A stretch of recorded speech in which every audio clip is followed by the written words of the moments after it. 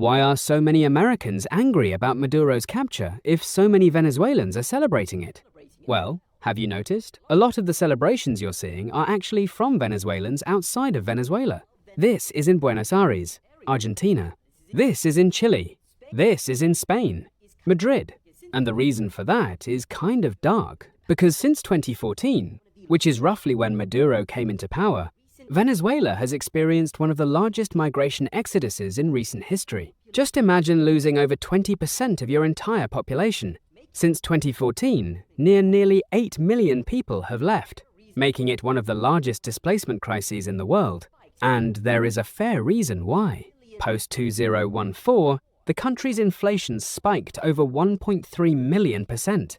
And this was before the US sanctions hit, and it got much worse. In the decade that followed, their GDP shrank by about 75%, which is one of the largest contractions ever for a non-war country. They saw widespread poverty, malnutrition, severe shortages of food, medicine, and essential services, political repression. I mean, the list goes on.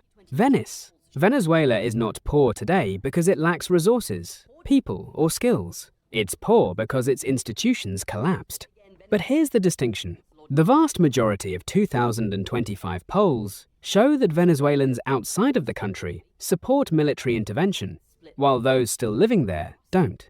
Then again, Venezuela did recently pass a law declaring anyone who expresses support for US military action a traitor.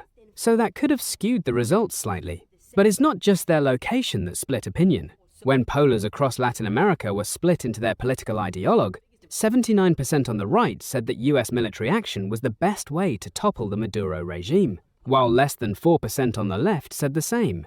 The left said that diplomatic negotiations or social protests were the way to go. And that's where America comes in, because the biggest divide there is politics. While the first polls following Maduro's capture suggest that 41% oppose and 34% support, when you switch to the voters' politics, you'll see something very similar to those in Latin America. I mean, there's even protests breaking out in cities like New York with signs reading "No blood oil."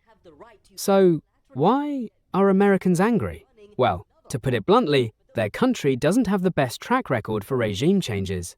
And many Americans today still live with the memories of the devastating consequences those have caused. In places like Cuba, Libya, and Iraq, they say that this is blatant imperialism, that this is a violation of international law, that Trump doesn't have the right to unilaterally say that their country is now running another sovereign country. But those who support this, including many Venezuelans, say Maduro was a murderous dictator that was ruining the lives of millions. And many are thanking Trump